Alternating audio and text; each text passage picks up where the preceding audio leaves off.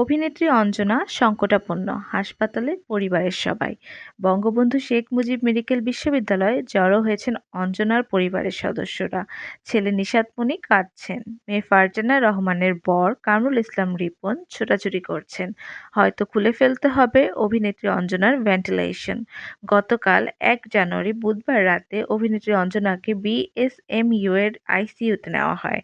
Ventilation support দিয়ে রাখা হয় রাতে। কিছুক্ষণ আগে বঙ্গবন্ধু মেডিকেলের চিকিৎসকরা জানান অঞ্জনার অবস্থা সংকটাপন্ন। মায়ের কথা বলতে গিয়ে কাঁদতে শুরু করেন নিশাত।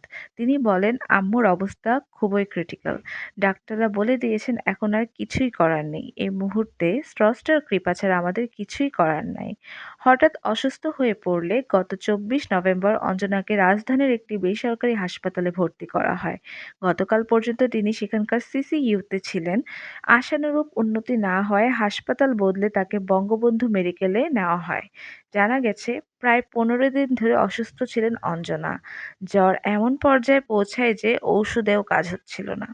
পরীক্ষার পর জানা যায় তার রক্তের সংক্রমণ ছড়িয়ে পড়েছে। এরপর চিকিৎসকদের পরামর্শে দ্রুত তাকে হাসপাতালে ভর্তি করা হয়। বাংলাদেশি চলচ্চিত্রে একসময় জনপ্রিয় অভিনেত্রী অঞ্জনা নৃত্যশিল্পী থেকে নায়িকা হয়ে সর্বাধিক যৌথ প্রযোজনা এবং বিদেশি সিনেমায় অভিনয় করেছেন। নাফিয়া আফরিন, তরঙ্গ টিভি।